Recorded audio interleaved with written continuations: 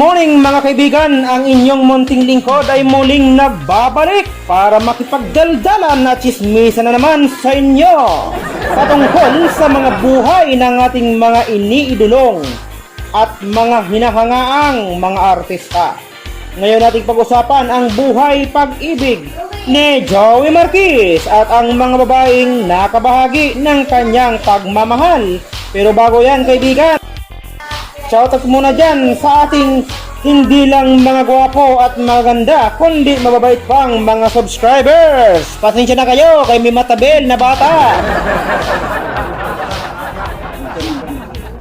Sana ay huwag kayong magsawa sa pagiging chismoso, seryoso, sa pagtatangkilik sa ating munting channel. Muli ako'y namamanhik na kung hindi ka pa, oo ikaw kaibigan na nanonood, kung hindi ka pa kasama sa ating munting channel, huwag ka nang magdalawang isip na mag-subscribe sa ating munting bahay at pakipindot ka rin ng notification bell para sa bawat chismisan at usapan, lagi kang first honor. Summa cum laude ba sa chismisan, sa balitaan. Mga kaibigan, sino-sino nga ba ang mga babae sa buhay ng ating bida?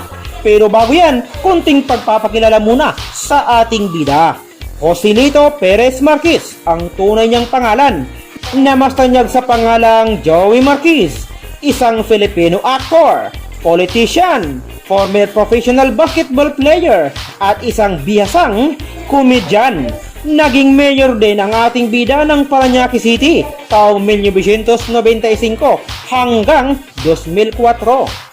At alam nyo ba mga kaibigan na ang ating bida ayon sa artikulong aking nabasa ay mayroon lang naman siyang 16 na mga anak.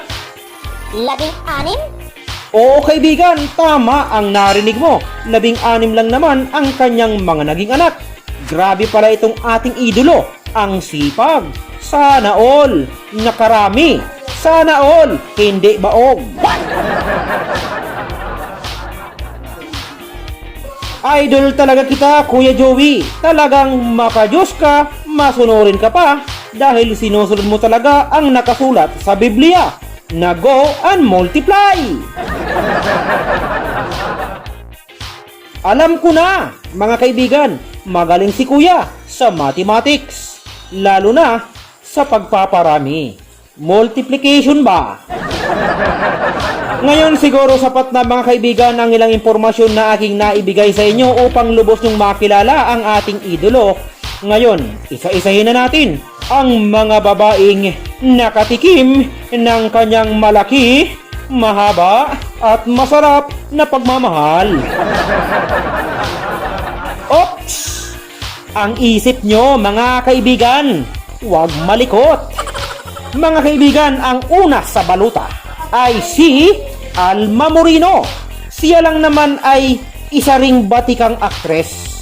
Nagsama sila, pinagtagpo, itinadhana, nagkaroon ng 4 na anak kasama ng isang adopted child, pero nagkahiwalay din sa taong 2004 mga kaibigan. Sana all nagkahiwalay din. Pangalawa sa baluta mga kaibigan ay si Kris Aquino. Siya lang naman ang nakasama ni Joey ng 1 taon right after na naghiwalay sila ni Alma. Hindi rin sila nagtagal. Hindi ata compatible kaya nauwi sa separable. Separation. Taong 2003 yon mga ka-friendships. Sige lang Kuya Joey, all is well. Pangatlo sa baluta mga kaibigan ay si Alicia Mayer. Simula taong 2005 hanggang 2006 lang naman ang kanilang naging bakbakan, pagmamahalan. Hindi rin nagtagal, sila ay nilabasan, nag-iwanan. Ano ba itong ating pinagsasabi mga kaibigan? Pang-apat na baluta ay si Jane Garcia. Taong 2006, silang dalawa ay nagbakbaka na naman, nagkamabutihan. Pero sa simula lang, at the end, this is your the end. Naghiwalay din sila mga kaibigan. Sana all, always iniiwan. Bakit ka ganyan Kuya Joey? Baka di nila kaya ang dambuhala mong pagmamahal. Ngayon mga kaibigan, akala nyo tapos na, hindi pa. Dahil muli na naman siyang nakahanap at nakatagpo ng babaeng tunay na magmamahal at mag-aalaga sa kanya. Sa kasalukuyan, si Kuya Joey ay maligaya sa panglimang balota na si Malu Quintana. Silang dalawa kasama ng kanyang mga anak ay maligayang nagsasama happily ever after. Tapos ang kwento. So yun lang mga kaibigan.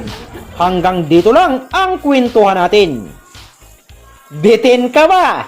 Para di ka mabitin, subscribe ka na para lagi tayong nagsasama sa hirap at ginhawa, sa lungkot at saya kahit may pandemya. Sa muli, maraming salamat mga kaibigan. Ingat sa kumakalat na karamdaman. I love you all. Bye-bye. Chup chup. Mwah mwah.